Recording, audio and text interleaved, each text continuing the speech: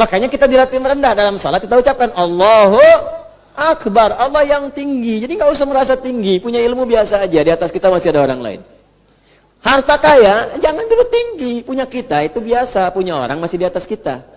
Ya nggak usah pamer-pamer, bikin status ini itu, pamer ini, pamer itu. Orang pamer itu hartanya masih sedikit, kalau banyak nggak akan pamer. Bukan pamer. Pengusaha kelas tinggi itu biasa ya tampilannya. Coba lihat yang sekarang orang paling kaya, Bill Gates misalnya kan, tampilan biasa aja. Ya, si Mark Zuckerberg cuma pakai kaos doang, jalan biasa, santai, kadang filantropis jalan. Ini kalau orang kaya baru yang nggak bisa kontrol, kadang-kadang jalan, gini pakai Ferrari, panasin malam-malam, bisikin jalan, balapan sama taksi, bayar, ngapain? Terus diupload foto, ya itu baru kaya. Karena dia upload itu yang dia punya. Ya, kita itu lebih kaya. Orang kaya itu semakin kaya nggak akan menampakkan hartanya. Ini semakin nggak kelihatan, semakin kaya. Semakin nggak kelihatan. Ini kalau di dompet kelihatan isinya bisa dihitung. Yang di dompet nggak ada isinya, saking banyaknya nggak kehitung. Itulah gitu ya apologinya. Wa dzullah, merendah. Rendah. Makanya dilatih dalam saat ruku, sujud ya. Makanya kalau habis sholat merasa tinggi, itu ada yang kurang tepat dengan sholatnya. Habis sholat, bagus ceramah, tapi kalau menamahin orang dalam hal keburukan, itu yang nggak bagus. Merasa benar sendiri, itu sedang tidak ibadah, karena ibadah itu dzullah. Jadi kalau udah ibadah merasa benar sendiri, merasa tinggi dibanding orang, yang lain salah semua. Tapi kalau udah begini nih, 73 golongan, umat Nabi terbagi 73 golongan. Satu masuk surga, 70 dan neraka. Yang surga itu golongan saya aja, yang lain enggak. Itu bahaya. Itu paling bahaya. Ukurannya apa? Golongan Anda baru lahir kemarin. Terus yang sebelum Anda neraka semua. Kelompok Anda baru dibikin kemarin. Sebelum Anda neraka semua. Kalau mau Anda ukur dengan ilmu yang benar.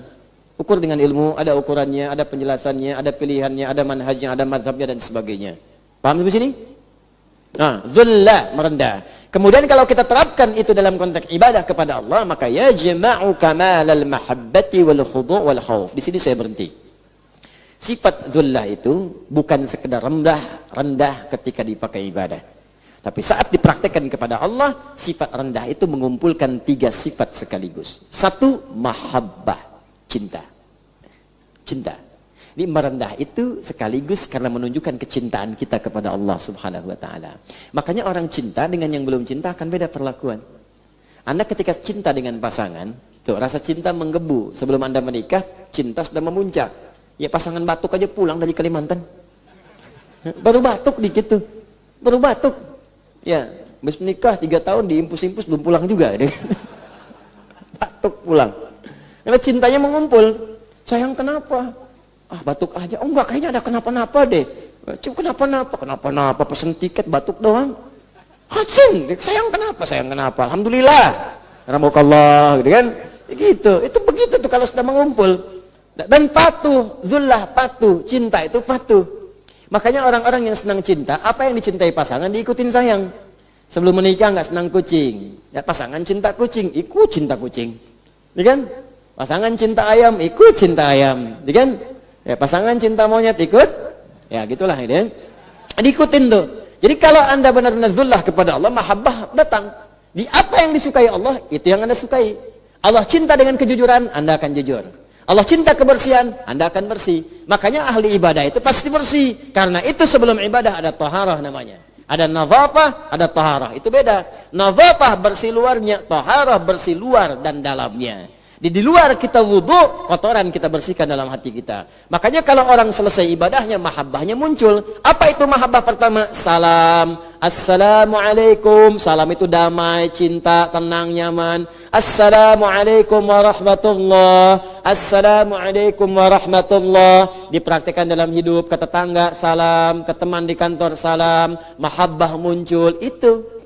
Kemudian khudu', patuh. Kalau Anda benar hamba, patuh sama Allah. Patuh, kata Allah salat, salat. Kata Allah jujur, jujur. Ini aneh ini. Katanya hamba, tapi kehidupan sehari-hari melewati batas-batas hamba. Terakhir khauf, sifat kekhawatiran yang dalam untuk memohon rahmat Allah Subhanahu wa taala. Makanya ada ar-raja wal khauf. Raja itu permohonan kebaikan, khauf khawatir, takut ketika melanggar ketentuan Allah sehingga berharap rahmat yang sempurna dari Allah Subhanahu wa taala. Kita berhenti sampai di sini dengan